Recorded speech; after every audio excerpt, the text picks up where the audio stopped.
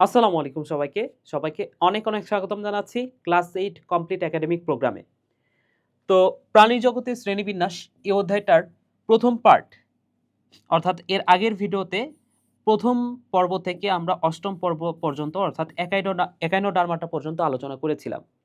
এবং second part অর্থাৎ এই ভিডিওতে আমরা করডাটা পর্ব এই পুরো অংশটা নিয়ে আলোচনা করব এবং এই পর্ব সম্পর্কে যা কিছু পড়া দরকার সবকিছু আমরা পড়ব। আর তোমরা যদি এই ১ম পার্ট এবং সেকেন্ড পার্ট অর্থাৎ এই দুটো ভিডিও যদি দেখে থাকো এই অধ্যায়ের উপর আর কোনো ধরনের কনফিউশন থাকবে না। আশা করি এই দুটো ভিডিও দেখলেই তোমরা এই অধ্যায়ের উপর একদম বস হয়ে যাবা। সো তোমাদের সাথে আছি তোমাদের মাহি ভাইয়া, পড়াশোনা করছি ঢাকা বিশ্ববিদ্যালয়ে।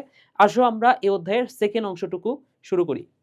তো আমরা করডাটা পর্ব পড়ব, রাইট? সো করডাটা পর্ব এটা হচ্ছে ৯ম পর্ব। তো আমরা শুরু করার আগে গত ভিডিওতে সবগুলা পর্বের নামগুলো পড়েছিলাম না? এই যে এই অংশটুকু। এইখানে কিন্তু আমরা করডাটা নিয়ে তেমন কোনো কিছু পড়ি নাই। সো করডাটা নিয়ে একটু আলোচনা করি তোমাদের সাথে। তাহলে দেখো এই যে করডাটা এটা হচ্ছে একটা পর্ব। করডাটা হচ্ছে একটা পর্ব, রাইট? তো গত ভিডিওতে আমরা শিখেছি যে কোনো কিছুর নিচে বোঝাতে উপশব্দটা ব্যবহার করা হয়। তাহলে করডাটা পর্ব এর নিচে কি আছে বলতো? উপপর্ব আছে। তাহলে করডাটা পর্বকে আমরা ৩টা উপপর্বে ভাগ করতে পারি। একটা হচ্ছে ইউরোকর্ডাটা, একটা হচ্ছে সেফালোকর্ডাটা এন্ড আরেকটা হচ্ছে ভার্টিব্রাটা। তাহলে এটা খুব মনোযোগ দিয়ে মাথায় রাখতে হবে ভাইয়া, এগুলো কিন্তু উপপর্ব। ঠিক আছে? এগুলো কিন্তু পর্ব না, এগুলো কিন্তু উপপর্ব। অর্থাৎ করডাটা পর্বের ভেতরে এগুলো আছে। তাহলে এগুলো হচ্ছে উপপর্ব। কি কি? Urochordata, cephalochordata and vertebrata. তোমাকে যদি প্রশ্ন করি, বলো তো ভাইয়া কোনটা বেশি উন্নত? এই ৩টার মধ্যে কোনটা বেশি উন্নত? যে একটু বুদ্ধি খাটাইতে পারো এবং গত ক্লাসটা ভালো করে দেখেছো, তোমরা হয়তো বা জানোই যে আমরা যত ওপর থেকে নিচের দিকে যাচ্ছিলাম তত বেশি পর্বগুলো উন্নত হচ্ছিল, তাই না? তাহলে এখানে কোনটা সবচেয়ে বেশি উন্নত উপপর্ব? তাহলে উপর থেকে নিচের দিকে যাও, এই যে ভার্টিব্রাটা এটা সবচেয়ে বেশি উন্নত, তাই না? তাহলে ইউরোকর্ডাটা এটা সবচেয়ে অনুন্নত এবং ভার্টিব্রাটা এটা সবচেয়ে উন্নত। এবং এই ভার্টিব্রাটা যে উপপর্বটা আছে সেটাকে আবার ৭টা শ্রেণীতে ভাগ করতে পারি। কয়টা শ্রেণী? ৭টি শ্রেণীতে ভাগ করতে পারি। সো শ্রেণীগুলো হচ্ছে সাইক্লোস্টোমাটা, কন্ড্রিকথিস, অস্টিকথিস, উভচর বা অ্যামফিবিয়া, ইংলিশটা মাথায় রাখতে হবে, অ্যামফিবিয়া, সরীসৃপ বা রেপটিলিয়া, পক্ষীকুল বা পাখি বা অ্যাভেস অ্যান্ড স্তন্যপায়ী বা মামালিয়া। সো এই কথাগুলো একটু মাথায় রাখতে হবে। তাহলে আমি যদি প্রথম অক্ষরগুলো দেখি, প্রথম অক্ষরগুলো দেখলে আমরা যেটা পাবো সেটা হচ্ছে এটা হচ্ছে সাইক্লোস্টোমাটা অর্থাৎ সি, কন্ডিকথিস এটাও সি দ্বারা শুরু হয়েছে, অস্টিকথিস এটা ও দ্বারা শুরু হয়েছে, দেন অ্যামফিবিয়া, রেপটিলিয়া, অ্যাভেস এন্ড মামালিয়া। প্রথম অক্ষরগুলো দেখো, প্রথম অক্ষরগুলো কি কি আছে? সিসিও আরাম, ARAM আরাম। তাহলে সিসিও আরাম। তাহলে 7টা শ্রেণী কি কি? সিসিও আরাম শেষ। তাহলে সিসিও আরাম মানে কি? সি মানে হচ্ছে সাইক্লোস্টোমাটা, সি মানে হচ্ছে কন্ডিকথিস, ও মানে অস্টিকথিস, এ মানে হচ্ছে অ্যামফিবিয়া, আর মানে রেপটিলিয়া, এ মানে হচ্ছে অ্যাভেস এন্ড এম মানে হচ্ছে মামালিয়া। সিসিও আরাম। ঠিক আছে? এতটুকু মনে থাকবে। ফার্স্টে তোমার নামগুলা জানতে হবে এবং নামগুলা ভালো করে মনে রাখার জন্য প্রথম অক্ষরগুলা তুমি ফার্স্টে পড়ে ফেলতে পারো, দেন আস্তে আস্তে তুমি মুখস্থ করতে থাকো। এভাবে তোমার দ্রুত মুখস্থ হবে। ঠিক আছে? তাহলে আসো আমরা আমাদের মেইন পড়া যেটা সেখানে চলে যাই। সো আমরা করডাটা পর্ব নিয়ে পড়বো, তাই না? তাহলে করডাটা পর্বের স্বভাব এবং বাসস্থান নিয়ে আমরা ফার্স্টে পড়ি। দেখো করডাটা পর্বের প্রাণী কারা? মানুষ, গরু, ছাগল, বানর এগুলা, তাই না? তাহলে আমাদের বাসস্থান কোথায়? এখানে আমাদের বহু প্রজাতি মানে করডাটা পর্বে বহু প্রজাতি বৃক্ষবাসী, যেমন বানর গাছে বাস করে। কিছু আছে মরুবাসী, যেমন কিছু সাপ তারা কিন্তু মরুভূমিতে থাকে, তার মানে কি তারা মরুবাসী। যারা মেরু অঞ্চলে থাকে তারা মেরুবাসী। কিছু আছে গুহাতে বাস করে, গুহাবাসী। কিছু আছে খেচর। ঠিক আছে? করডাটা পর্বের বহু প্রাণী বহিঃপরজীবী হিসেবে অন্য প্রাণীর দেহে সংলগ্ন হয়ে জীবনযাপন করে। তাহলে বহিঃপরজীবী, তাহলে করডাটা পর্বের কিছু প্রাণী আছে যারা অন্য প্রাণীর উপর নির্ভরশীল, অন্য প্রাণীর উপর বহিঃপরজীবী আকারে বাস করতে পারে। ঠিক আছে? আচ্ছা, তাহলে করডাটা পর্বের সাধারণ বৈশিষ্ট্য কি? করডাটা পর্বের সাধারণ বৈশিষ্ট্য হচ্ছে এই পর্বে প্রাণীরা সারা জীবন বা অথবা ভ্রূণ অবস্থায় পৃষ্ঠদেশ বরাবর নটোকর্ড অবস্থান করে।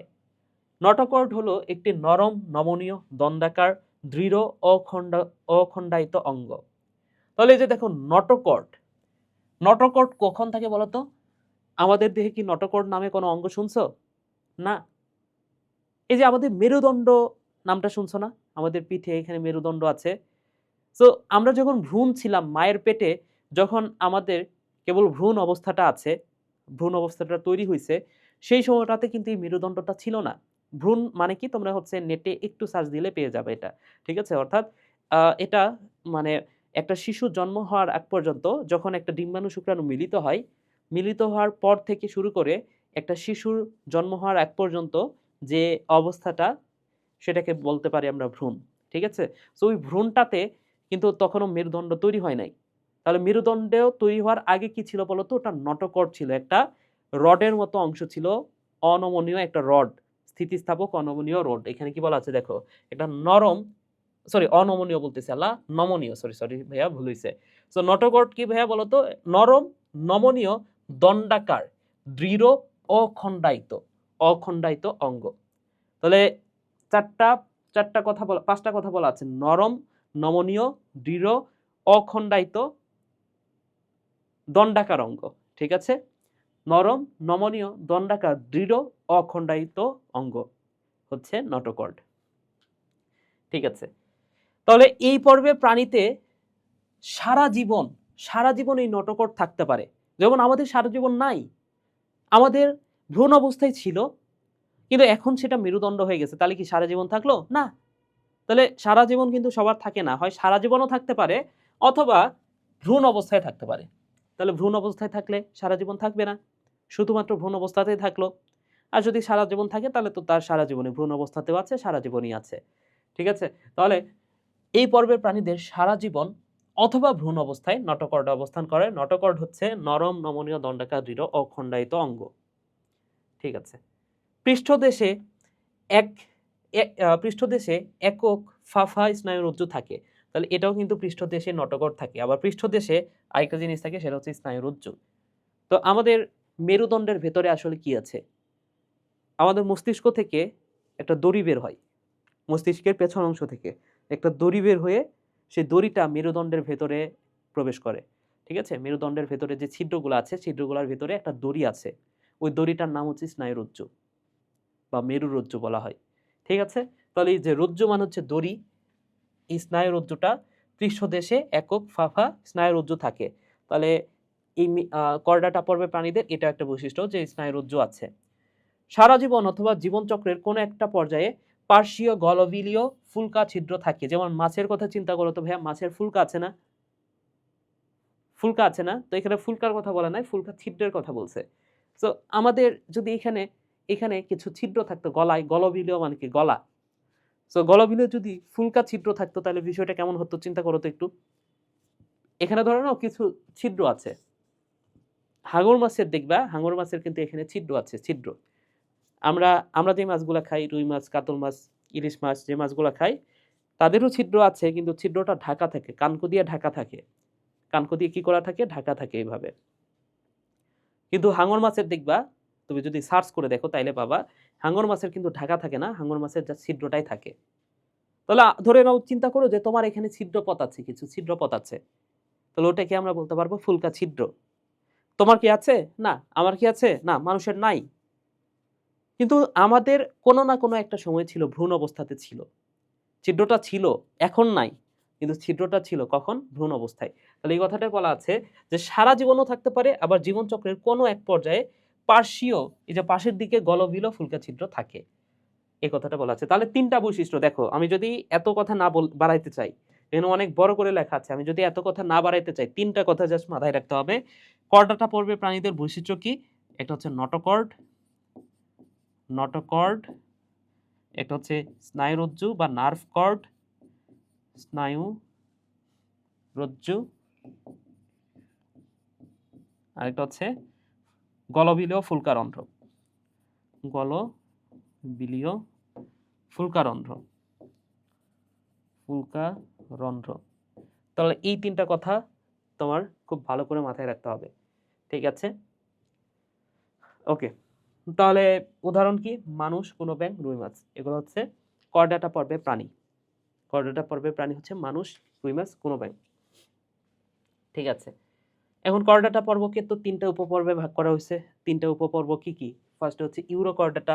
এখন ইউরোকর্ডাটা এটা হচ্ছে সবচেয়ে অনুন্নত, যত অনুন্নত বৈশিষ্ট্য আছে সব ইউরোকর্ডাটার। এখন তোমাদের বইয়ে মাত্র 2-3টা বৈশিষ্ট্য ছাড়া আর কিছুই বলা নাই। তো করডাটা পর্ব তারা তো সবচেয়ে বেশি উন্নত। এখন করডাটা পর্বের মধ্যে একটা উপপর্ব যেটা হচ্ছে ইউরোকর্ডাটা, তারা আবার অনুন্নত। তো এই পর্বের প্রাণী সম্পর্কে যে কথাটা মাথায় রাখবে ভাইয়া, এই ইউরোকর্ডাটা এরা কিন্তু চলাচল করতে পারে না। হ্যাঁ, এরা নিশ্চল। উন্নত প্রাণীরা নরমালি কি করে বলতো? চলাচল করতে পারে, কিন্তু এরা এমন একটা প্রাণী যারা চলাচল করতে পারে না। আচ্ছা, তো সাধারণ বৈশিষ্ট্যগুলো কি কি দেখো? প্রাথমিক অবস্থায় ফুলকারন্ধ্র, পৃষ্ঠীয় ফাঁপা স্নায়ুরজ্জু থাকে, প্রাথমিক অবস্থায় থাকে। শুধুমাত্র লার্ভা দশায় এদের লেজে নটোকর্ড থাকে। তাহলে যখন এদের লার্ভা থাকে, লার্ভা দশায় লেজে নটোকর্ড থাকে, ঠিক আছে? তাহলে প্রাথমিক অবস্থায় ফুলকারন্ধ্র থাকে, পৃষ্ঠীয় ফাঁপা স্নায়ুরজ্জু থাকে, আর লার্ভা দশায় লেজে নটোকর্ড থাকে, লেজে নটোকর্ড থাকে। তাহলে এই তিনটা কথা ভালো করে মাথায় রাখতে হবে, ঠিক আছে? ওকে, এবার আসো সেফালোকর্ডাটা। সো সেফালোকর্ডাটা, এটা সম্পর্কে যে কথাটা মাথায় রাখবা, সারা জীবনই এদের দেহে নটোকর্ডের উপস্থিতি লক্ষ্য করা যায়। তাহলে সারা জীবন কি থাকে বলতো? নটোকর্ড। আগের বার কি ছিল? শুধুমাত্র লার্ভা দশায় নটোকর্ড ছিল। আর এইখানে সেফালোকর্ডাটা যেহেতু একটু উন্নত, এখানে সারা জীবনই নটোকর্ড থাকে। দেখতে মাছের মতো, ওই যে বাইন মাছ দেখছো না, এলেক সবুজ যে বাইন মাছ ধরে, সো এই দেখতে বাইন মাছের মতো, এই কথাটা মাথায় রাখতে পারো ভাইয়া, ঠিক আছে? সো এটা দেখতে কেমন ভাইয়া? এই সেফালোকর্ডাটা দেখতে বাইন মাছের মতো, ঠিক আছে? এরপর আসো ভার্টিব্রাটা। এই উপপর্বে প্রাণীরাই মেরুদণ্ডী প্রাণী হিসেবে পরিচিত। সো কর্ডাটা মানে কিন্তু আবার মেরুদণ্ডী না। কর্ডাটা পর্ব মানে যাদের নটোকর্ড আছে, নটোকর্ড থাকলে কর্ডাটা। এখন ইউরোকর্ডাটা, সেফালোকর্ডাটা, এদের নটোকর্ড থাকে ঠিক আছে, কিন্তু এরা কিন্তু মেরুদণ্ডে পরিণত হয় না। একমাত্র উপপর্ব যেটা হচ্ছে ভার্টিব্রাটা, ভার্টিব্রাটা তারাই আসলে মেরুদণ্ডী প্রাণী। কারণ তাদের যে নটোকর্ডটা সেটা মেরুদণ্ডে পরিণত হয়, যেমন আমাদের মেরুদণ্ড আছে, তার মানে কি আমরা ভার্টিব্রাটা উপপর্বের, তাই না? আচ্ছা, তাহলে এই উপপর্বের প্রাণীরাই মেরুদণ্ডী প্রাণী হিসেবে পরিচিত। গঠন ও বৈশিষ্ট্যের ভিত্তিতে মেরুদণ্ডী প্রাণীদের 7টি শ্রেণীতে ভাগ করা হয়। সো 7টা শ্রেণীতে আমরা পড়ছি, সিসিও আরাম, সিসিও আরাম, রাইট? ওকে, আচ্ছা, এখানে ইউরোকর্ডাটার উদাহরণ যদি মাথায় রাখতে চাও, উদাহরণ হচ্ছে অ্যাসিডিয়া, অ্যাসিডিয়া মলগুলা, ঠিক আছে? এটা হচ্ছে ইউরোকর্ডাটা পর্বের প্রাণীদের উদাহরণ। যদি চাও যে সেফালোকর্ডাটা পর্বের একটা প্রাণীর নাম মনে রাখবা, সেটা হচ্ছে ব্রাঙ্কিওস্টোমা, ব্রাঙ্কিওস্টোমা, ব্রাঙ্কিওস্টোমা, এটা হচ্ছে সেফালোকর্ডাটা পর্বের একটা প্রাণী, ঠিক আছে? আর ইউরোকর্ডাটা, ভার্টিব্রাটা পর্বের প্রাণী কি? মানুষ, গরু, ছাগল, পশু পাখি, পশু পাখি বলতেছে পাখি, এরা হচ্ছে এরা হচ্ছে ভার্টিব্রাটা। যেমন মাছও কিন্তু ভার্টিব্রাটা, ঠিক আছে? মাছের যে কাঁটা আছে না, একদম কেন্দ্রীয় কাঁটা, ওটাই মেরুদণ্ডে পরিণত হচ্ছে। তাহলে এখানে দেখো, ফার্স্টে প্রথম যে শ্রেণীটা, 7টা শ্রেণীর মধ্যে প্রথম যে শ্রেণী, সেটা হচ্ছে সাইক্লোস্টোমাটা, সাইক্লোস্টোমাটা। তাহলে এই সাইক্লোস্টোমাটা সম্পর্কে যে বৈশিষ্ট্যগুলো মাথায় রাখতে হবে, সাইক্লোস্টোমাটার যে দেহ, সেই দেহটা লম্বাটে হয়, লম্বাটে দেহ। এখানে মুখছিদ্র গোলাকার। তাহলে এখানে স্টম মানে হচ্ছে ছিদ্র, সাইক্লো মানে কি? সাইক্লো মানে হচ্ছে সাইকেল। তাহলে স্টম মানে ছিদ্র, তাহলে ছিদ্র বলতে মুখছিদ্রকে বোঝানো হচ্ছে, আর সাইকেল মানে হচ্ছে গোলাকার বা বৃত্তের মতো। তাহলে সাইক্লোস্টোমা মানে কি? মুখটা গোলাকার, বৃত্তের মতো। তাহলে এই কথাটাই বলা আছে মুখছিদ্র গোলাকার, এবং চোয়াল থাকে না, চোয়ালবিহীন। তাহলে মুখছিদ্র গোলাকার চোয়ালবিহীন, তাহলে দেহ হচ্ছে লম্বাটে, মুখছিদ্র গোলাকার চোয়ালবিহীন। এদের দেহে আইস বা যুগ্ম পাখনা অনুপস্থিত, তাহলে এদের দেহে কোনো আইস নাই, ভালো কথা, এবং এদের যুগ্ম পাখনা যেটা সেটা অনুপস্থিত। যুগ্ম পাখনা মানে কি, যেমন তুমি হচ্ছে যদি রুই মাছ দেখো,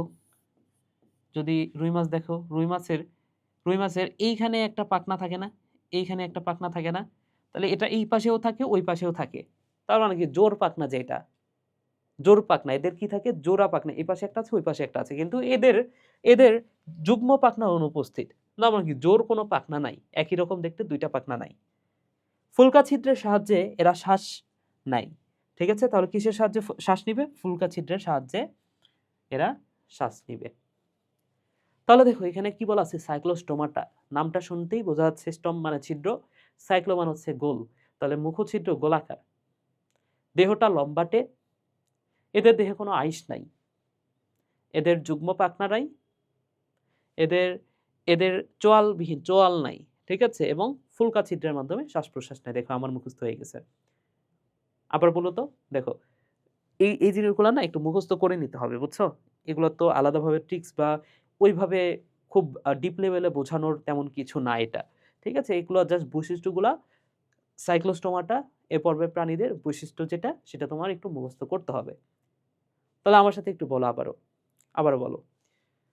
এদের দেহটা কেমন, লম্বাটে, এদের চোয়াল নাই, এদের যুগ্ম পাখনা নাই, মুখছিদ্রটা গোলাকার, এদের ফুলকা ছিদ্রের মাধ্যমে এরা শ্বাস গ্রহণ করে, এবং আর কি আছে বলতো, আর হচ্ছে দেহে আইসটাও থাকে না, ঠিক আছে। সবই তো বলছিলাম, হ্যাঁ সবই বলছি আমি, ঠিক আছে, জাস্ট আইসের কথাটা বলি নাই।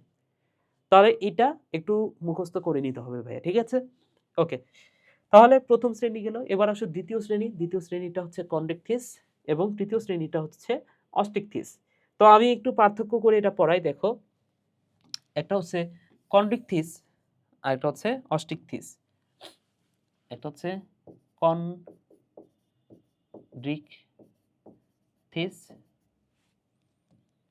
কন্ড্রিকথিস আর একটা হচ্ছে অস্টিকথিস।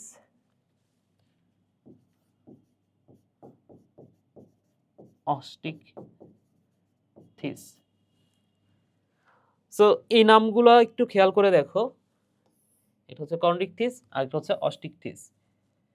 নামের মধ্যে আছে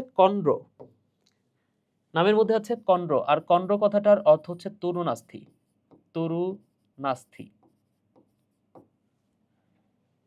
এখানে নামের মধ্যে আছে অষ্টি কথাটার অর্থ হচ্ছে অস্থি। তাহলে একটা হচ্ছে তরুণাস্থি দ্বারা গঠিত আর একটা হচ্ছে অস্থি দ্বারা গঠিত।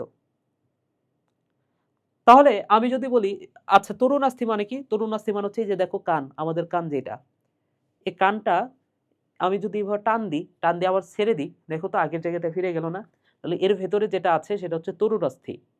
কিন্তু আমাদের হাড় যেটা, এই যে হাতের ভেতরে এখানে হাড় আছে, তুমি যদি এটা বাঁকাও হাড় কিন্তু ভেঙে যাবে, ওটা আর আগের জায়গাতে ফিরে আসবে না, ঠিক আছে।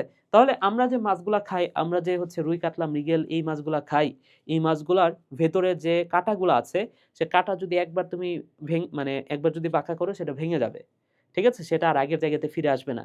কিন্তু হাঙর মাছের যদি কঙ্কালটা দেখো, সেটা তরুণাস্থি দ্বারা গঠিত, সেটা কিন্তু অস্থি দ্বারা গঠিত না। তাহলে আমরা যেটা প্রথম পার্থক্য পেয়ে গেলাম কন্ড্রিকথিস আর অস্টিকথিসের মধ্যে, এই দুটাই হচ্ছে মাছ। এই কন্ড্রিকথিস আর অস্টিকথিস এই দুটো হচ্ছে মাছ, ঠিক আছে। সো এদের অন্তকঙ্কালটা কি দ্বারা গঠিত, অন্তকঙ্কাল। এদের অন্তকঙ্কালটা গঠিত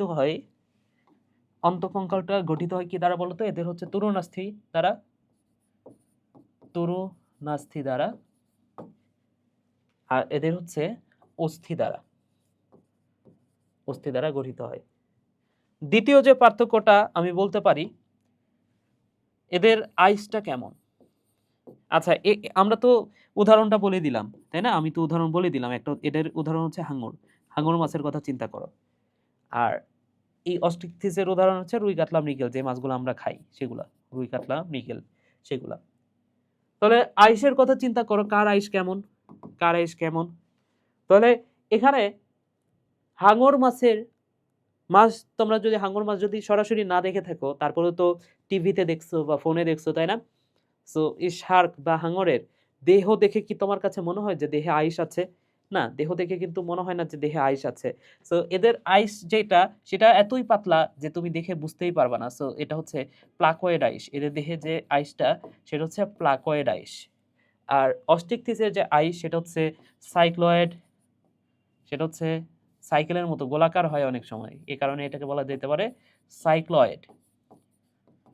এটা হতে পারে গ্যানোয়েড, একটু কাটা কাটা টাইপের, গ্যানোয়েড, অথবা হতে পারে টিনোয়েড, টিনোয়েড। আচ্ছা, তাহলে এটা হচ্ছে প্লাকয়েড, ওটা হচ্ছে সাইক্লয়েড, গ্যানোয়েড অথবা টিনোয়েড হতে পারে, সাইক্লয়েড, গ্যানোয়েড, টিনোয়েড। এরপরে দেখো, আমি যদি লেজের ক্ষেত্রে আসি, কার লেজ কেমন, কার লেজ কেমন। হাঙর মাছের লেজ যদি তুমি দেখে থাকো ভাইয়া, ধরে নাও এটা হচ্ছে একটা হাঙর মাছ, এটা একটা হাঙর মাছ, এবং একটা হাঙর, এই হাঙর মাছের একটা লেজ অনেক বড়, আরেকটা লেজ একটু ছোট হয়। কিন্তু আমরা যে রুই মাছ খাই বা আদার্স মাছগুলা খাই, এই মাছের লেজটা দেখো তো ভাইয়া, এই দুইটা লেজ কি একই সমান না? একই সমান। তো বায়োলজিতে হেটারো কথাটার অর্থ হচ্ছে আলাদা। তাহলে হাঙর মাছের যে লেজ সেটাকে বলা হয় হেটারো সার্কাল, হেটারো সার্কাল লেজ, হেটারো সার্কাল।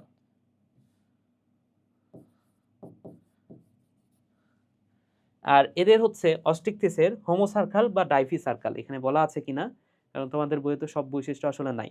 এই যে হোমো সার্কালটা আছে, ডাইফি সার্কালটা নাই, তাহলে হোমো সার্কাল। তাহলে এদের লেজটা কেমন? Homo circle. হোমো মান হচ্ছে একই, হোমো সার্কাল, সার্কাল। এখানে হোমো কথাটার অর্থ কি ভাইয়া? একই রকমের যে লেজ। তাহলে দুইটা অংশ একই রকমের, তাই হোমো সার্কাল। এখানে দুইটা অংশ আলাদা রকমের, তাই হেটারো সার্কাল। সিম্পল। তাহলে লেজটা গেল। আর কি পার্থক্য করা যায়? ফুলকারন্ধ্র, ফুলকারন্ধ্র পার্থক্য করা যায়। সো আমরা যেটা পড়বো সেটা হচ্ছে ফুলকারন্ধ্র, ফুলকারন্ধ্র। হাঙরের ফুলকারন্ধ্র হচ্ছে 5 থেকে 7 জোড়া, 5 থেকে 7 জোড়া। এবং ফুলকারন্ধ্র সম্পর্কে একটা কথা মনে রাখো, কানকো দ্বারা আবৃত নয়। কানকো মানে কি? যে আমরা যে মাছগুলা খাই, মাছের ওই যে ফুলকার উপরে দেখবা যে একটা কানের মতো একটা অংশ আছে, একটা হাড় আছে, ওটা হচ্ছে কানকো। সো এই হাঙর মাছে সেই কানকোটা থাকে না, শুধুমাত্র ফুলকারন্ধ্রটা থাকে, ছিদ্রটা থাকে। এটা কানকো দ্বারা, কানকো দ্বারা আবৃত নয়, দ্বারা আবৃত নয়। আর এইখানে এক জোড়া বলা আছে, তোমাদের বই কি বলা আছে? এক জোড়া বলা আছে অবশ্যই, নাকি এই তথ্যটা দেয়াই নাই? দুই পাশে, আচ্ছা ফুলকার কথা বলছে, ফুলকার রন্ধ্র বলে নাই, তো আমরা ফুলকার কথাই বলি, ঠিক আছে? ফুলকার রন্ধ্র হইলে এক জোড়া, আর ফুলকার কথা যেহেতু বলছে 4 জোড়া ফুলকা থাকে। এখানে কিন্তু আমরা যেটা পড়তেছি সেটা হচ্ছে ফুলকার রন্ধ্র। আচ্ছা, ফুলকার রন্ধ্র আমি আলাদাভাবে লিখে দিই, এটা হচ্ছে এক জোড়া। ফুলকার রন্ধ্র কয় জোড়া? এক জোড়া। তাহলে ফুলকার রন্ধ্র এক জোড়া, কানকো দ্বারা আবৃত, কানকো দ্বারা, দ্বারা আবৃত। দেখো ভাই, আমি এখানে কি বলছি? ফুলকা রন্ধ্র। এখানে রন্ধ্র কথাটার অর্থ হচ্ছে ছিদ্র। তাহলে ফুলকা ছিদ্র কত জোড়া?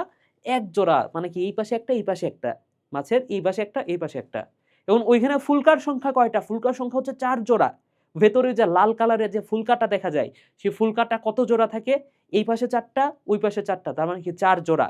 তাহলে তোমাকে যদি বলা হয় যে ফুলকা কত জোড়া, ফুলকা হচ্ছে 4 জোড়া, ঠিক আছে?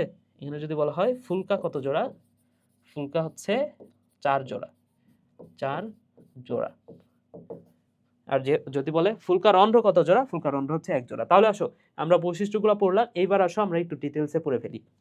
কি বলা আছে দেখো, কন্ডেকথিস এ পর্বের সকল প্রাণী সমুদ্রে বাস করে।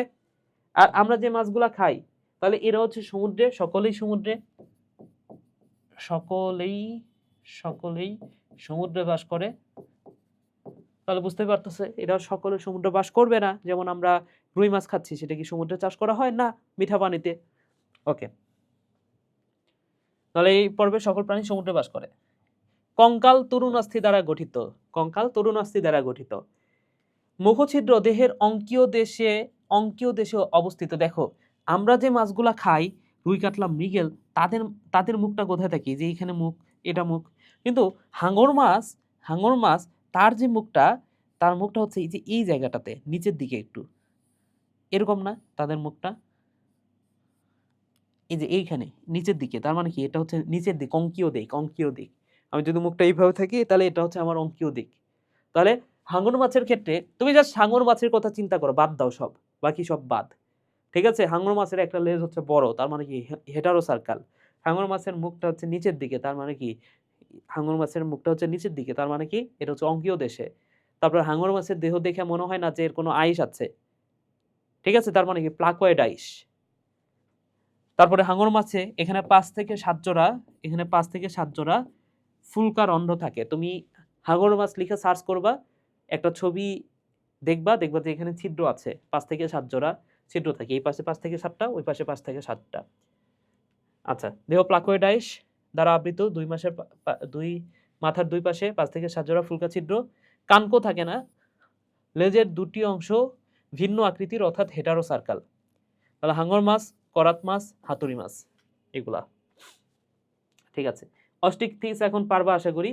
অস্টিকথিস হচ্ছে অধিকাংশই স্বাদু পানি, কিছু আছে যেগুলো হচ্ছে সমুদ্রে বাস করে। মুখছিদ্র দেহের সম্মুখ প্রান্তে। তাহলে মুখছিদ্র অঙ্কীয় প্রান্তে না, সম্মুখ প্রান্তে। তাহলে এটা একটা পার্থক্য হতে পারে যে মুখছিদ্র, এখানে মুখছিদ্র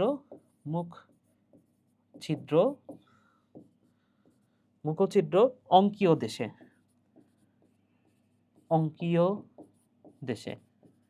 আর এখানে মুখছিদ্র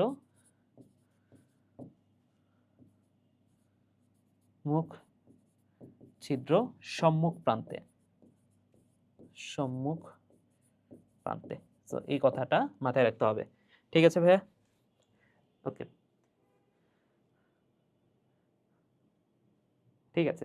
তাহলে দেখো এদের দেহ সাইক্লয়েড, গ্যানোয়েড বা টিনোয়েড ধরনের আইস থাকে। মাথার দুই পাশে 4 জোড়া ফুলকা থাকে। ফুলকাগুলা কানকো দ্বারা ঢাকা থেকে ফুলকার সাহায্যে শ্বাসকার্য চালায়। লেজের দুটি অংশ একই রকম, অর্থাৎ হোমো সার্কাল।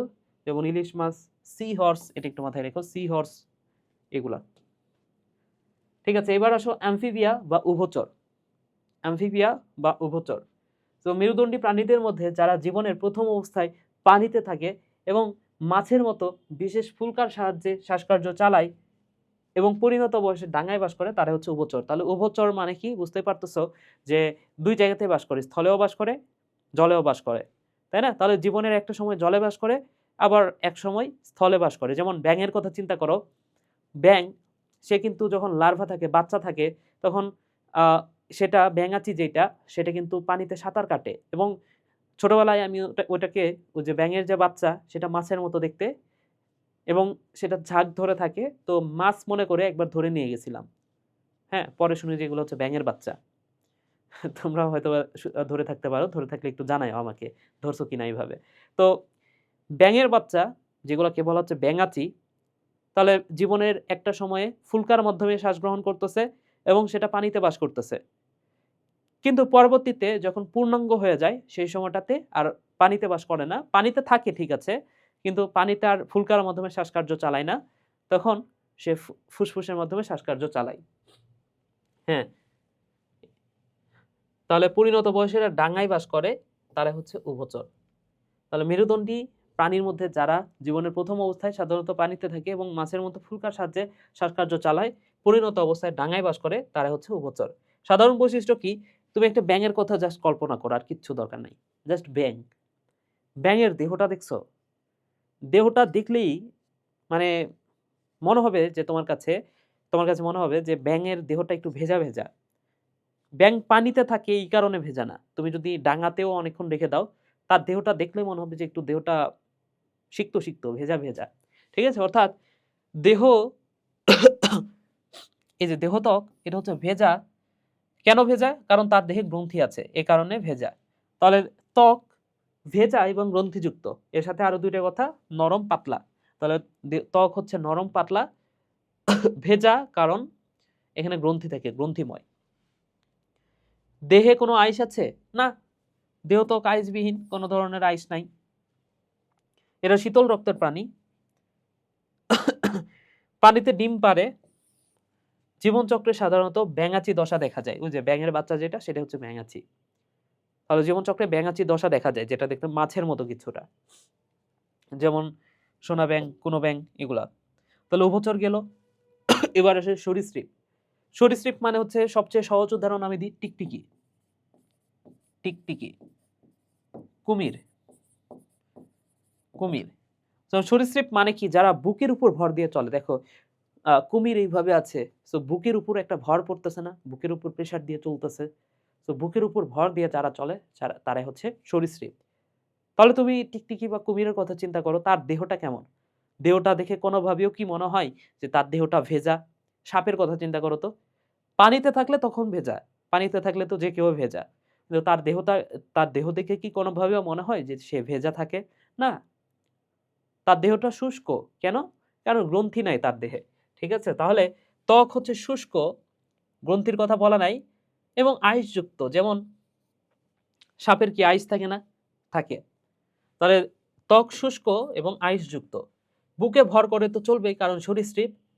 চার পায়ে 5টি করে নখরযুক্ত আঙ্গুল আছে। তাহলে সরীসৃপের পা হচ্ছে 4টা, এবং চার পায়ে 5টি করে আঙ্গুল আছে, এবং সে আঙ্গুলে নখ থাকে। যেমন সাপের তো নখ থাকে, মানে সাপের তো পায়ে নাই, কিন্তু কুমিরের কথা চিন্তা করো, কুমিরের নখ কি আঁচড় দিবে না? হ্যাঁ, বা নখ থাকে, নখ দিয়ে কাউকে ঘায়েল করে ফেলতে পারবে। সো এই হচ্ছে বিষয়। তাহলে চার পায়ে 5টি করে নখযুক্ত আঙ্গুল থাকে, যেমন টিকটিকি, কুমির, সাপ, এগুলা। ঠিক আছে ভাই? এবার আসো পাখি। পাখির কথা চিন্তা করো। তুমি হচ্ছে সবচেয়ে কমন যে পাখিটা, কাওয়া, মানে হচ্ছে কাক। কাকের কথা চিন্তা করো। কাকের দেহে কি থাকে? পালক থাকে, তাই না? তাহলে দেহ পালকে আবৃত। এর কি আছে? ডানা আছে। তাহলে 2টি ডানা, 2টি পা, একটি চঞ্চু আছে। চঞ্চু মানে হচ্ছে যে ঠোঁট, পাখির যে ঠোঁট, সেটাকে বলা হচ্ছে চঞ্চু। ফুসফুসের সাথে বায়ুথলি থাকায় সহজে উঠতে পারে। তাহলে ফুসফুসের সাথে কি থাকে? বায়ুথলি থাকে, তাই উঠতে পারতেছে ভালো করে। উষ্ণ রক্তের প্রাণী। আমরাও কিন্তু উষ্ণ রক্তের প্রাণী, ঠিক আছে? কিন্তু ওই যে ব্যাঙ, ওরা কিন্তু শীতল রক্তের প্রাণী। উষ্ণ রক্তের প্রাণী এরা। তুমি হচ্ছে মুরগি জবাই করতে গেলে দেখবে যে রক্তটা গরম, তার মানে কি? উষ্ণ রক্তের প্রাণী। হাড় শক্ত, হালকা, ফাফা। দেখো, হাড় শক্ত, কিন্তু হালকা। হালকা জিনিস নরমালি শক্ত হয় না, কিন্তু এদের হাড়টা হালকা। কেন হালকা? কারণ উঠতে তো হবে, তাই না? সো উঠতে হবে, তাই হালকা, কিন্তু হালকা হলেও শক্ত আছে। এবং ফাফা। কেন ফাফা বলো তো? কারণ যদি ভেতরে একটা হাড় যদি ফাফা না হয়, সেক্ষেত্রে কি হবে? ওটা ভারী হয়ে যাবে। যদি নিরেট হয়ে যায়, ফাফা না হয়ে যদি নিরেট হয়, তাহলে কি সেটা ভারী হয়ে যাবে। তাহলে ফাফা, তাই এই জন্য তো হালকা। ঠিক আছে, উদাহরণ কি? কাক, দোয়েল, হাঁস, এগুলা। ঠিক আছে, তাহলে দেহ পালকে আবৃত, 2টি ডানা, 2টি পা, একটি চঞ্চু আছে। ফুসফুসের সাথে বায়ুথলি থাকায় সহজে উঠতে পারে। উষ্ণ রক্তের প্রাণী। হাড় শক্ত, হালকা, ফাঁপা। এখন ধরে নাও যে অ্যাভেজ সম্পর্কে 2-3টা বৈশিষ্ট্য লেখার পরে আর কোনো কিছু মনে পড়তেছে না। এবং পাখি তো তুমি দেখছো, পাখির কি কোনো বৈশিষ্ট্য কি তুমি এক্সট্রা আর লিখতে পারবে না? 2-একটা বৈশিষ্ট্য কিন্তু বানায়ও অনেক সময় লিখতে পারো। ঠিক আছে, আচ্ছা। বা মনে পড়তেছে না, তখন তুমি হচ্ছে বানায় লিখতে পারবা পাখি সম্পর্কে, বা যে প্রাণীগুলো তুমি চেনো সেগুলো সম্পর্কে। এরপরে আসো শ্রেণী 7, স্তন্যপায়ী বা মামালিয়া। তো মামালিয়ার দেহটা কেমন? আমাদের দেহটা কেমন? মানুষের কথা চিন্তা করো। মামালিয়া মানে হচ্ছে মানুষ, স্তন্যপায়ী। তো আমাদের দেহটা লোম আছে, তাই না? লোমাবৃত, লোমে আবৃত। স্তন্যপায়ী প্রাণীরা সন্তান প্রসব করে, তবে ব্যতিক্রম আছে প্লাটিপাস। তাহলে প্লাটিপাস কি করে বলতো? প্লাটিপাস সম্পর্কে 2টা কথা মনে রাখো। 2টা না, একটা কথা মনে রাখো, সেটা হচ্ছে এটা হচ্ছে ডিম পারে। ডিম পারে। দেখো, স্তন্যপায়ী প্রাণীরা কখনো ডিম পারে না। যেমন মানুষ কি ডিম পারে? না। মানুষ কি করে? মানুষ হচ্ছে বাচ্চা দেয়। তাহলে স্তন্যপায়ী প্রাণী মানুষ, আর মানুষ বাচ্চা দিচ্ছে, তার মানে কি? স্তন্যপায়ী প্রাণীরা বাচ্চা দেয়। গরু, ছাগল, এরাও তো বাচ্চা দেয়। কিন্তু প্লাটিপাস এমন একটা প্রাণী যে ডিম পারে ভাইয়া। বুঝতে পেরেছো? তারা স্তন্যপায়ী, তবে ডিম পারে। এটা হচ্ছে একটা ব্যতিক্রম। আমরা উষ্ণ রক্তের প্রাণী, রক্ত গরম আমাদের সব সময়। চোয়ালে বিভিন্ন ধরনের দাঁত থাকে, যেমন আমাদের এই যে সামনে যে দাঁত, এটাকে বলা হচ্ছে কর্তন দাঁত, দেন ছেদন দাঁত, পেষণ দাঁত, অগ্রপেষণ দাঁত। ঠিক আছে, 4 ধরনের দাঁত আছে আমাদের মাড়িতে। তাহলে বিভিন্ন ধরনের দাঁত থাকে। শিশুরা মাতৃদুগ্ধ পান করে বড় হয়, তাহলে মায়ের দুধ পান করে, এই কারণে তো মামালিয়া, স্তন্যপায়ী। হৃৎপিণ্ড কত প্রকোষ্ঠ বিশিষ্ট? আমাদের হৃৎপিণ্ড 4 প্রকোষ্ঠ বিশিষ্ট, 4টা ঘর আছে। ত্বকে বিভিন্ন রকমের গ্রন্থি বিদ্যমান। দেখো আমাদের এই যে এই জায়গাটাতে দেখবা মাঝে মাঝে তেল জমা হয়, যেমন এই যে এখন জমা হয়েছে হালকা হালকা। ঠিক আছে, তার মানে কি এখানে গ্রন্থি আছে, তেল গ্রন্থি। তাহলে আমাদের দেহে আমাদের ত্বকের বিভিন্ন রকমের গ্রন্থি থাকে। তাহলে দেখো আমি এখন আমার বৈশিষ্ট্যগুলো বলি, যেমন লোম আছে, লোম আছে, ত্বকে মাঝে মাঝে তেল আস্তে আস্তে, তার মানে কি গ্রন্থি আছে, গ্রন্থি দ্বারা আবৃত। তারপরে বাচ্চা প্রসব করে, কিন্তু মাঝে মাঝে কিন্তু একটা ব্যতিক্রম হচ্ছে প্লাটিপাস, মাতৃদুগ্ধ পান করে বড় হয় বাচ্চা। আর কি বলা যায়, 4 প্রকোষ্ঠ বিশিষ্ট হৃৎপিণ্ড। ঠিক আছে, ওকে। চোয়ালে বিভিন্ন ধরনের দাঁত আছে, উষ্ণ রক্তের প্রাণী। তাহলে এই যে মানুষ, উট, বাঘ, এগুলো হচ্ছে কিন্তু এই মামালিয়া পর্বের উদাহরণ। আচ্ছা, এবার আসলে একটি প্রাণীকে শনাক্ত করতে হলে প্রধানত 7টি ধাপে বৈশিষ্ট্যগুলো মিলিয়ে নিতে হয়। তাহলে কোন একটা প্রাণীকে আমরা শনাক্ত করার জন্য 7টা ধাপ, 7টা ধাপের নাম আপাতত জাস্ট মনে রাখো। আরো যখন উপরে ক্লাসে উঠবা তখন এই 7টা যে ধাপ, এই ধাপগুলোতে তোমরা হচ্ছে মানুষের শ্রেণীবিন্যাস দেখানো হয়েছে, রুই মাছের, ঘাস ফড়িং, বিভিন্ন ধরনের শ্রেণীবিন্যাস এর মাধ্যমে জানতে পারবা। তাহলে এই 7টা ধাপ কি কি, নামগুলো আপাতত ফার্স্টে মাথায় রাখো। জগৎ, পর্ব, শ্রেণী, বর্গগোত্র, গণপ্রজাতি। জগৎ, পর্ব, শ্রেণী, বর্গগোত্র, গণপ্রজাতি। জগৎ, পর্ব, শ্রেণী, বর্গগোত্র, গণপ্রজাতি। ঠিক আছে, অনেক সময় পর্ব কি উপপর্ব বা সাব ফাইলামে ভাগ করা হয়। ঠিক আছে, এই যে একটু আগে আমরা দেখেছি না যে পর্ব, করডাটার মধ্যে 3টা উপপর্ব আবার আছে, ইউরোকর্ডাটা, সেফালোকর্ডাটা, ভার্টিব্রাটা। তো মাঝে মাঝে এই 7টা ধাপ বাদেও পর্বের মধ্যে উপপর্ব আছে, এরকম এই কথাটা বোঝানো হচ্ছে। ঠিক আছে, এবার আসলে এই অধ্যায় থেকে কি কি শিখলা এটা একবার দেখে নিবা। আমি একবার পড়ি, দেখো। প্রাচীর দিয়ে ঘেরা দেহগহ্বরকে কি বলা হচ্ছে? সিলেন্টেরন বলা হয়, যেটা হচ্ছে হাইড্রার থাকে বা নিডারিয়া পর্বের প্রাণীদের থাকে। এটা একাধারে পরিপাক ও সংবহনের কাজ করে। ভ্রূণের যে সকল কোষীয় স্তর থেকে পরবর্তীতে টিস্যু বা অঙ্গ সৃষ্টি হয় তাদেরকে বলা হচ্ছে ভ্রূণস্তর। ঠিক আছে, তাহলে ভ্রূণস্তর মানে কি, যেই স্তর থেকে পরবর্তীতে অঙ্গ তৈরি হবে সেটা হচ্ছে ভ্রূণস্তর।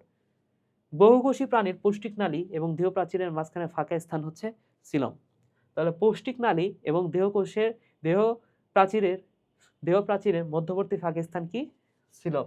ঠিক আছে, তাহলে এই যে আমাদের বহুকোষী প্রাণী, আমরা সিলমের আমি আরেকটা সংজ্ঞা দিছিলাম, পেরিটোনিয়াম পর্দা দ্বারা আবৃত গহ্বরটাই হচ্ছে সিলম। এখানে সংজ্ঞাটা আরেকভাবে দেওয়া আছে, তো বইয়ের ভাষাতেই তুমি চাইলে লিখতে পারো। সো দেখো কি বলা আছে, আমাদের যে পৌষ্টিক নালী, ভেতরে কি পাকস্থলী আছে। তাহলে পাকস্থলী থেকে বাইরের দিকে যে আমাদের দেহের গহ্বরটা আছে, মানে দেহের প্রাচীরটা আছে, তাহলে এই দেহ প্রাচীর আর পৌষ্টিক নালীর মাঝখানে যে গহ্বরটা সেটা হচ্ছে সিলম। হিমোসিলের ভেতরে রক্ত প্রবাহিত হয়, আমি বলছি না, হিম মানে হচ্ছে রক্ত, সিল মানে গহ্বর, তাহলে হিমোসিলের ভেতরে রক্ত আছে। আর্থ্রোপোডা পর্বের প্রাণীদের সংখ্যা সবচেয়ে বেশি। মলাস্কা পর্বের প্রাণীদের দেহ নরম ম্যান্টল দ্বারা আবৃত। ঠিক আছে, তাহলে দেহটা কেমন? ম্যান্টল দ্বারা আবৃত থাকে। এদের মাংসল পা দিয়ে চলাফেরা করে এরা। যে সমস্ত প্রাণীকে এদের দেহের কেন্দ্রীয় অক্ষ বরাবর একাধিকবার 2টি সমান অংশে ভাগ করা যায় তাদেরকে বলা হচ্ছে অরীয় প্রতিসম প্রাণী। হ্যাঁ, ওই যে একাইনোডার্মাটা সম্পর্কে আমরা পড়ছি না, যে এরা হচ্ছে পঞ্চউরীয় প্রতিসম প্রাণী। তাহলে আমাকে 2বার ভাগ করা যাচ্ছে, তার মানে কি আমি হচ্ছে দ্বিপার্শ্বীয় প্রতিসম। কিন্তু 2-এর অধিকবার ভাগ করা গেলে সেটা হচ্ছে অরীয় প্রতিসম। যেমন তারা মাছ, এটা হচ্ছে পঞ্চউরীয় প্রতিসম। ঠিক আছে, কর্ডাটা প্রাণী জগতের একটি পর্ব। এই পর্বের প্রাণীদের নটোকর্ড, স্নায়ুরজ্জু, গলবিল, ফুলকা ছিদ্র আছে এবং এরা কর্ডের নামে পরিচিত। ভার্টিব্রাটা উন্নত প্রাণী, এদের নটোকর্ড শক্ত কশেরুকাযুক্ত মেরুদণ্ডে পরিবর্তিত হয়। তাহলে ভার্টিব্রাটা প্রাণীতে মেরুদণ্ডে পরিণত হয়। স্নায়ুরজ্জুর সম্মুখ প্রান্ত স্ফীত হয়ে মস্তিষ্কে পরিণত। তাহলে স্নায়ুরজ্জুর যেটা, সেটা সামনের দিকের অংশ, সেটা হচ্ছে মস্তিষ্ক হয়ে যায় আমাদের দেহে। মস্তিষ্ক করটির মধ্যে সুরক্ষিত থাকে। এই যে আমাদের যে মাথার খুলি বা এই যে মুখমণ্ডলের যে অস্থিগুলো আছে, এই পুরাটাকে বলা হচ্ছে করটি। সেই করটির মধ্যে মস্তিষ্কটা সুরক্ষিত অবস্থায় থাকে, এই কথাটা বলছে। জলজ ভার্টিব্রাটা ফুলকার সাহায্যে, আর যারা স্থলে থাকে ফুসফুসের সাহায্যে শ্বাসকার্য চালায়। তাহলে জলজ ভার্টিব্রাটা কারা? মাছ। এরা ফুলকার সাহায্যে, আর স্থলে যারা থাকে যেমন মানুষ, আমরা ফুসফুসের মাধ্যমে। ক্ষতিকর পোকাদের পেস্ট বলে।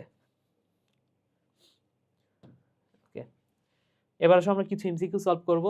প্রাণী জগতের কোন পর্বে প্রাণী সংখ্যা সবচেয়ে বেশি? আর্থ্রোপোডা, এটা বলার কিছু নাই। ওকে, কোনটি উভচর প্রাণীর বৈশিষ্ট্য? তো বাচ্চা প্রসব করে, এটা তো মামালিয়ার বৈশিষ্ট্য। বুকে ভর দিয়ে চলে, এটা এটা হচ্ছে রেপ্টিলিয়া, সরীসৃপ।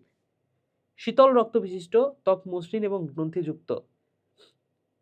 তো উভচর যারা, তোমাদের বইয়ে স্পষ্টভাবে লেখা আছে এটা শীতল রক্তের প্রাণী, ঠিক আছে। গ্রন্থিযুক্ত এটাও ঠিক আছে, তবে তোমাদের বইয়ে মসৃণ এই কথাটা বলা নাই, ঠিক আছে। এরপরে পরের প্রশ্নটা দেখো, বৃহত্তম পর্ব কোনটা? আর্থ্রোপোডা। শ্রেণীবিন্যাসের জনক কে? শ্রেণীবিন্যাসের জনক হচ্ছে ক্যারোলাস লিনিয়াস। কেঁচো কোন পর্বের প্রাণী? অ্যানেলিডা। কেঁচো, যোগ এগুলো হচ্ছে অ্যানেলিডা পর্বের প্রাণী। কোন পর্বের সকল প্রাণী সামুদ্রিক? একাইনোডার্মাটা, সকলে হচ্ছে সামুদ্রিক। এরপরে দেখো, কোন পর্বের প্রাণীর দেহ নলাকার ও খণ্ডায়িত? তো কেঁচোর যে দেহটা সেটা খণ্ডায়িত, আমরা দেখেছি অলরেডি, তাই না? নেফ্রিডিয়া নামক রেচন অঙ্গ পাওয়া যায় কোন প্রাণীটিতে? সো অনিলপর্ষী বদ্ধ ট্রেনে, অ্যানিলিডা পড়ছি না আমরা। ওকে, হ্যাঁ, অর্থাৎ অ্যানিলিডা পর্বের একটা প্রাণী হচ্ছে জোক, তো জোকে পাওয়া যায়। কোন প্রাণীটির দেহ প্লাকোয়েডাইস দ্বারা আবৃত? হাঙর। তো এখানে প্রথম অপশনটা হচ্ছে হাঙর। করডাটা পর্বকে কয়টি উপপর্বে ভাগ করা হয়েছে? করডাটা পর্বকে 3টা উপপর্বে ভাগ করা হয়েছে, ইউরোকর্ডাটা, সেফালোকর্ডাটা এন্ড ভার্টিব্রাটা। নিচের কোনটি ইউরোকর্ডাটা? তো ইউরোকর্ডাটা হচ্ছে অ্যাসিডিয়া, এই যে উদাহরণটা আমি পরবর্তীতে লিখে দিছিলাম, অ্যাসিডিয়া, এটা হচ্ছে ইউরোকর্ডাটা। ফিতাকৃমি দেহ আবৃতকারী উপাদানের নাম কি? কিউটিকল। কিউটিকল দ্বারা ফিতাকৃমির দেহটা আবৃত। মলাস্কা পর্বের প্রাণীদের শনাক্ত করার জন্য গুরুত্বপূর্ণ বৈশিষ্ট্য কোনটা? মলাস্কা পর্বের প্রাণীদের দেহটা হচ্ছে নরম, হ্যাঁ নরম, তাহলে এটাই তো হবে। দেহ খণ্ডকায়িত, এটা তো কেঁচোর, দেহ নরম খোলসে আবৃত। নরম খোলসে আবৃত না, খোলসটা তো শক্ত হয়, নরম খোলস না। দেহে হিমোসিল বিদ্যমান, এটাও ঠিক আছে। তো তোমাদের বইয়ে নরম কথাটা এটা ভালো করে বলা আছে, হ্যাঁ দেহ নরম, দেখছো। হিমোসিল এটা হচ্ছে মলাস্কা পর্ব সম্পর্কে বলা নাই, ওটা আর্থ্রোপোডা পর্বের প্রাণীদের সম্পর্কে বলা আছে, তবে মলাস্কাতেও হিমোসিল আছে, ঠিক আছে। তো তোমাদের বইয়ে যেটা উল্লেখ করা নাই সেটা অ্যান্সার দেওয়ার দরকার নাই, ঠিক আছে। দেহ নরম খোলস না, শক্ত খোলস হবে। এখানে হচ্ছে তুমি খোলস দেখে এটাই অ্যান্সার দিয়ে দিবা, কিন্তু এটা আসলে হবে না, ঠিক আছে। কানকো থাকে না নিচের কোনটিতে? ইলিশ মাছের কানকো থাকে, আমরা যে মাছগুলো খাই আশেপাশে সেগুলোতে কানকো থাকে নরমালি, কিন্তু হাতুড়ি মাছ, হাতুড়ি হাঙর যেটা, সেটাতে কানকো থাকে না, কারণ হাতুড়ি মাছ বা হাতুড়ি হাঙর মাছ তো হচ্ছে কন্ডিকথিস, তাই না? ওকে, তো আমরা শিং মাছ খাই, ট্যাংরা মাছ খাই, ইলিশ মাছ খাই, এগুলোতে কানকো থাকে। কন্ডিকথিস শ্রেণী কোন উপপর্বের অন্তর্গত? ভার্টিব্রাটা হবে, আমরা পড়ছি না ভার্টিব্রাটাকে 7টা শ্রেণীতে ভাগ করা হচ্ছে, ঠিক আছে। একাইনোডার্মাটা পর্বের প্রাণীদের বৈশিষ্ট্য কি? একাইনোডার্মাটা মানে কি? এদের ত্বক হচ্ছে কাঁটাযুক্ত, তাহলে এদের ত্বক কাঁটাযুক্ত, হ্যাঁ ঠিক আছে। দেহ 5টি সমানভাবে বিভক্ত, ওই যে 5টা পঞ্চৌরীয় প্রতিসম পড়ছি না, হ্যাঁ এটাও ঠিক আছে। দেহ খণ্ডায়িত, সন্ধিযুক্ত উপাঙ্গ বিদ্যমান থাকে হচ্ছে আর্থ্রোপোডার, এটা হবে না, এটা বাদ। তাহলে 1 আর 2, 1 আর 2। গোলকৃমি কি? গোলকৃমি মানে হচ্ছে নেমাটোডা পর্বের প্রাণী। এখন নেমাটোডা পর্বের প্রাণীরা কিন্তু বহিঃপরজীবী হয় না, হ্যাঁ, তাহলে এখানে বহিঃপরজীবী নাই, ঠিক আছে। অন্তঃপরজীবী, এটা তো ঠিক আছে। এরা উভলিঙ্গ না ভাইয়া, এরা হচ্ছে একলিঙ্গ, উন্নত এরা, ঠিক আছে। উভলিঙ্গ না, দেহ দেখতে নলাকার, ঠিক আছে। 2 আর 3, 2 আর 3। অন্য জীবদেহের দেহাভ্যন্তরে অবস্থান করতে পারে কোনটা?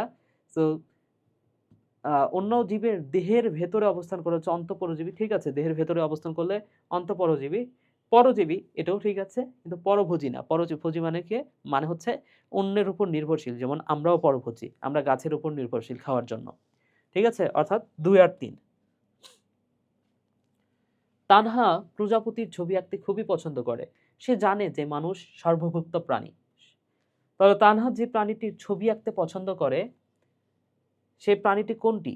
সেটা হচ্ছে আর্থ্রোপোডা পর্বের প্রাণী। প্রজাপতি আর্থ্রোপোডা পর্বের প্রাণীর উদাহরণ। তানহা আচ্ছা, এটা তো উদ্দীপকের দ্বিতীয় প্রাণীটি মামালিয়া শ্রেণীভুক্ত, কারণ চোয়ালে বিভিন্ন ধরনের দাঁত আছে। হ্যাঁ, মানুষের চোয়ালে কি থাকে? বিভিন্ন ধরনের দাঁত থাকে।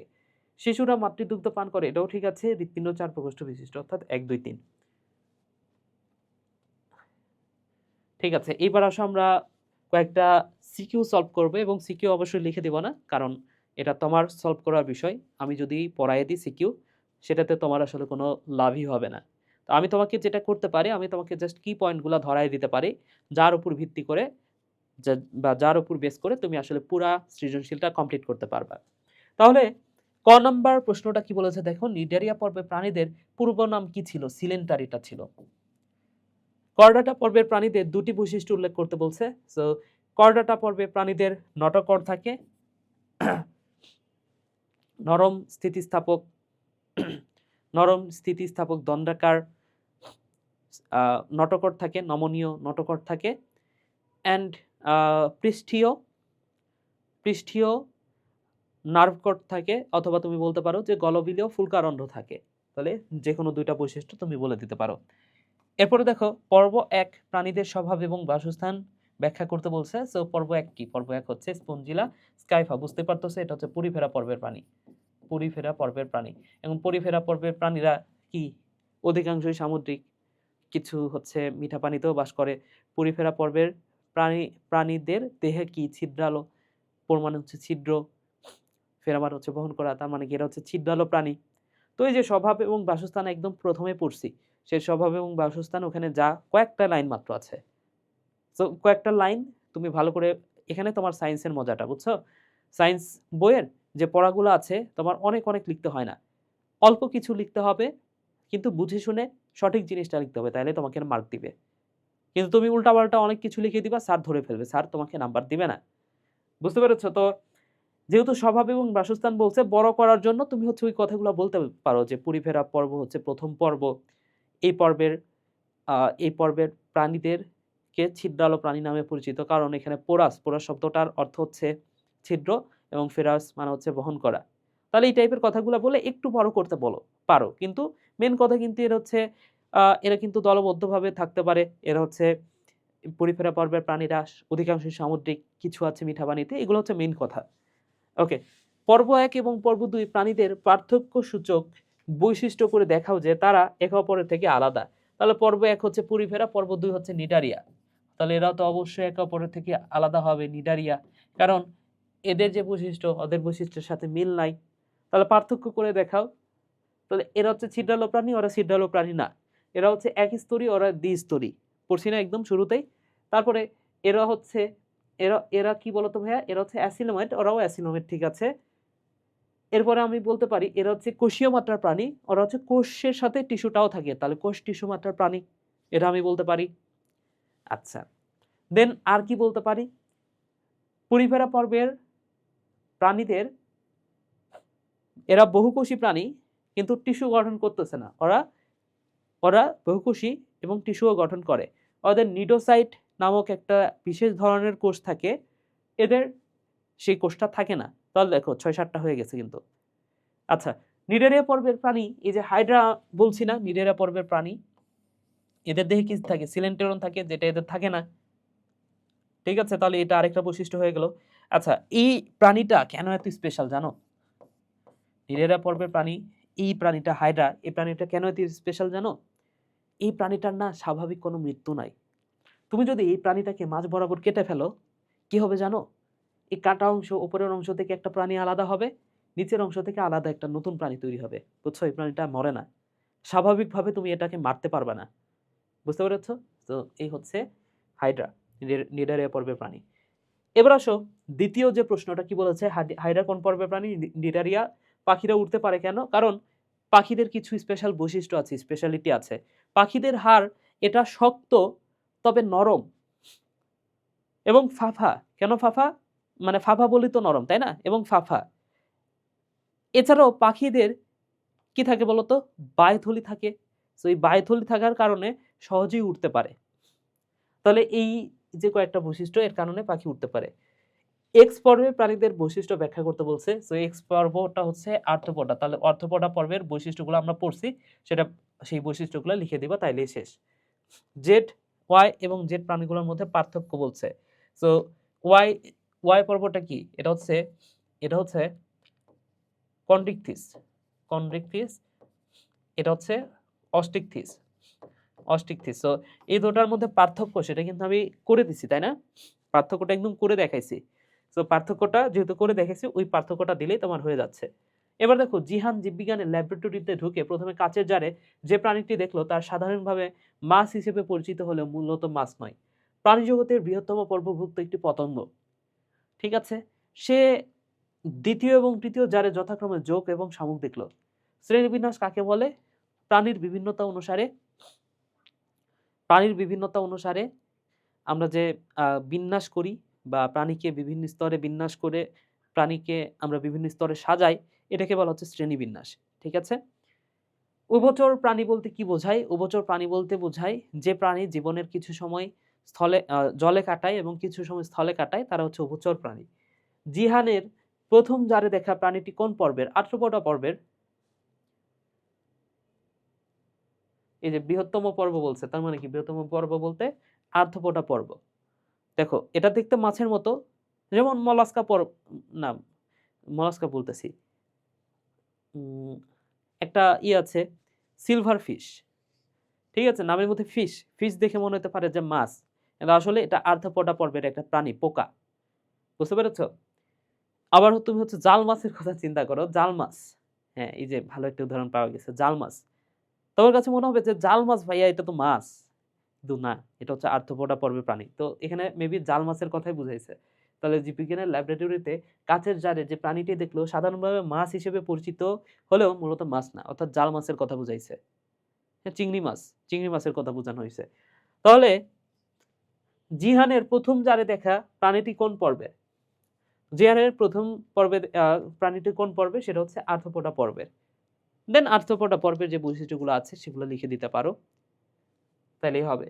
জিহানের দেখা দ্বিতীয় এবং তৃতীয় জারের প্রাণীগুলা ভিন্ন পর্বভুক্ত যুক্তিসহ ব্যাখ্যা করো। সো জোক, এটা হচ্ছে অ্যানেলিডা, শামুক এটা হচ্ছে মলাস্কা। তাহলে জোকের বৈশিষ্ট্য কিছু লিখবা, শামুকের বৈশিষ্ট্য কিছু লিখবা। দেন যেহেতু এদের মধ্যে কোনো পার্থক্য, এদের কোনো মিল নাই, পার্থক্য আছে অনেকগুলা, সেহেতু দ্বিতীয় এবং তৃতীয় জারের প্রাণীগুলা ভিন্ন পর্বভুক্ত, এই কথাটা তুমি মানে ব্যাখ্যা করতে পারলা। ঠিক আছে? জোককে তুমি হচ্ছে জোকের বৈশিষ্ট্যগুলো হচ্ছে অ্যানেলিডার সাথে মিলাই দেবা, এবং শামুকের যে বৈশিষ্ট্যগুলো লেখার পরে তুমি বলবা যে এই বৈশিষ্ট্যগুলা মলাস্কার সাথে মিলা যায়, তার মানে কি এটা হচ্ছে মলাস্কা পর্বভুক্ত প্রাণী। ওকে, সামনের দিকে আগাই এবং শেষ প্রশ্ন এটা, তারা মাছ, গোলকৃমি, রুই মাছ। তো তারা মাছ কি? এটা হচ্ছে একাইনোডার্মাটা, গোলকৃমি এটা হচ্ছে নেমাটোডা এন্ড রুই মাছ হচ্ছে অস্টিকথিস। কর্ডাটা। মানুষের বৈজ্ঞানিক নাম হচ্ছে হোমো সাপিয়েন্স।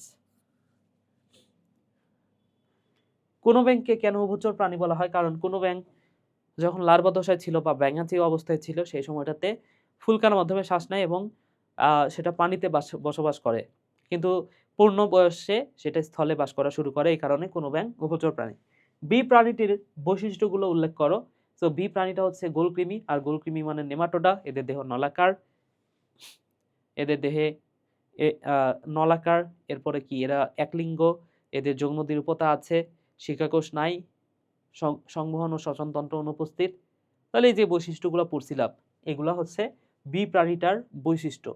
এবং সি প্রাণী দুইটি কি একই শ্রেণীভুক্ত? না, শ্রেণীভুক্ত একই না।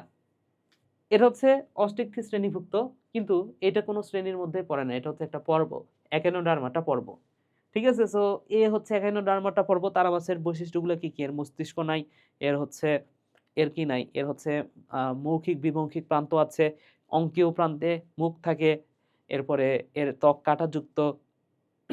দেন এরা হচ্ছে পঞ্চরীয় প্রতিসম। অপরদিকে রুই মাছের বৈশিষ্ট্যগুলো কি কি? লেজ হচ্ছে হোমোসার্কাল, তারপরে সাইক্লোয়েড, টিনোয়েড, গ্যানোয়েড আইস থাকে। এছাড়াও কি বৈশিষ্ট্য বলা যায়? এছাড়াও হচ্ছে এদের ফুলকা রন্ধ্র আছে 4 জোড়া, 1 জোড়া ফুলকা রন্ধ্র আছে, 4 জোড়া ফুলকা আছে, কানকো দ্বারা আবৃত থাকে, ফুলকা রন্ধ্রটা কানকো দ্বারা আবৃত থাকে। তাহলে এই বৈশিষ্ট্যগুলা অস্ট্রিক থিসের সাথে মিলে যায়। তার মানে কি ২ টা একই শ্রেণীভুক্ত না, এই ২ টা আলাদা জিনিস। ঠিক আছে? একটা হচ্ছে এগারোরামাটা পর্ব, আরেকটা হচ্ছে অস্ট্রিক থিস শ্রেণী। ঠিক আছে ভাইয়া, আশা করি বুঝতে পেরেছ। সো প্রথম পার্ট এবং দ্বিতীয় পার্ট পুরাটা নিয়ে আলোচনা করলাম। তোমরা যারা পুরো ক্লাসটা দেখেছো তোমাদেরকে অসংখ্য ধন্যবাদ। যদি কোনো প্রশ্ন থাকে আমাকে সরাসরি করতে পারো। তোমরা কিন্তু ফেসবুকে পোস্ট করলে আমি তোমাদেরকে খুঁজে নিব। ঠিক আছে, তাহলে ভিডিওটা এখানে শেষ করছি। সবাই ভালো থাকো, সুস্থ থাকো, টাটা।